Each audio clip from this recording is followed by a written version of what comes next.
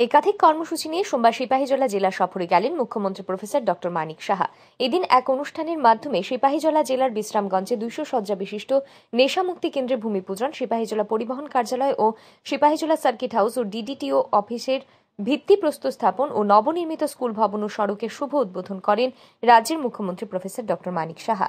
সাথে উপস্থিত ছিলেন রাজ্যের পরিবহন, পর্যটন ও খাদ্যমন্ত্রী সুশান্ত চৌধুরী, স্বাস্থ্য পরিবার কল্যাণ দপ্তরের সচিব কিরণ গিত্তে, জেলা শাসক ডক্টর সিদ্ধার্থ শিব জয়সওয়াল, জেলা পুলিশ সুপার ভিজে রেড্ডি, বিধায়ক সুশান্ত দেব, সিপাহীজলা জেলা সভাধিপতি সুপ্রিয়া দাস দত্ত, বিধায়িকা অন্তরা সরকার দেব, বিধায়ক সুবোধ দেববর্মা, বিধায়ক তাফাজ্জল হোসেন, বিধায়ক বিশ্বজিৎ কলই এবং বিধায়ক কিশোর বর্মন সহ অন্যান্যরা।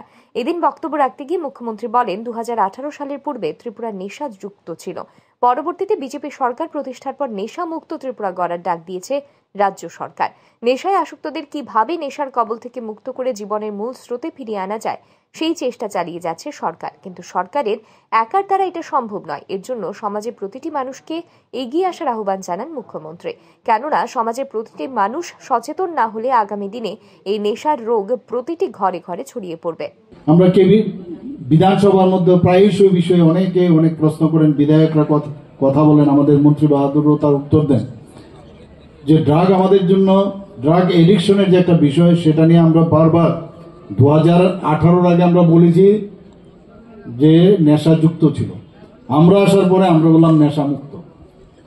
তবেই কিন্তু আমরা বিভিন্নভাবে কিভাবে তার থেকে আমরা বেরিয়ে আসতে পারি, যারা আচ্ছন্ন আছেন ড্রাগ নিয়ে, তাদেরকে আমরা কিভাবে এই যে ইজ অফ লিভিং আমরা দিতে পারি, ভালোভাবে থাকার, তার বিষয়ে আমরা নানাভাবে আমরা প্রকল্প আমরা ব্যবস্থা আমরা নিয়েছি, যোজনা নিয়েছি।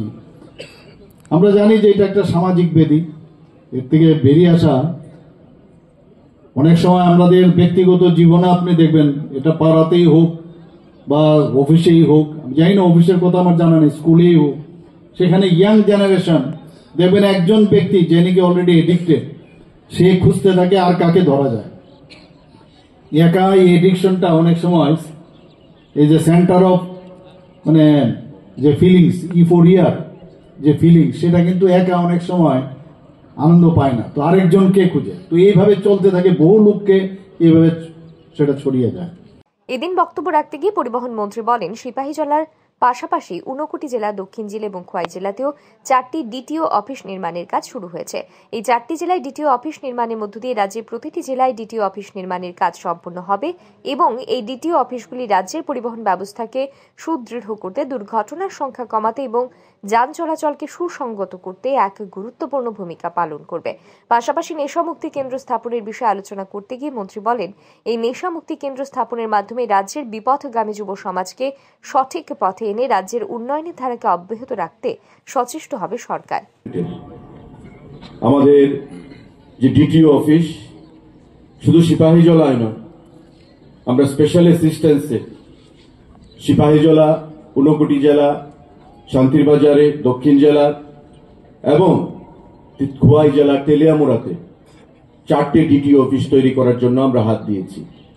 6.5 কোটি টাকা বাজেট প্রতিটার, এবং ভারত সরকারের স্পেশাল অ্যাসিস্ট্যান্স এবং রাজ্যের মাননীয় মুখ্যমন্ত্রীর ঐকান্তিক চেষ্টা, আমাদের এই 4টি ডিটিও অফিস যখন তৈরি হবে, সারা রাজ্যের প্রতিটি জেলায় আমাদের ডিটিও অফিস সেখানে হয়ে যাবে এবং আগামী দিনে রাজ্যের পরিবহন ব্যবস্থাকে সুদৃঢ় করতে, অ্যাক্সিডেন্টের সংখ্যা কমাতে এবং যান চলাচলকে সুসংগত করতে এই ডিটিও অফিস একটা গুরুত্বপূর্ণ ভূমিকা গ্রহণ করবে। এছাড়াও এদিন কেন্দ্রীয় রাজ্য সরকারের বিভিন্ন উন্নয়নমূলক প্রকল্প নিয়ে আলোচনা করেন মুখ্যমন্ত্রী সহ উপস্থিত বিশিষ্ট অতিথিরা। Bureau report, RE news.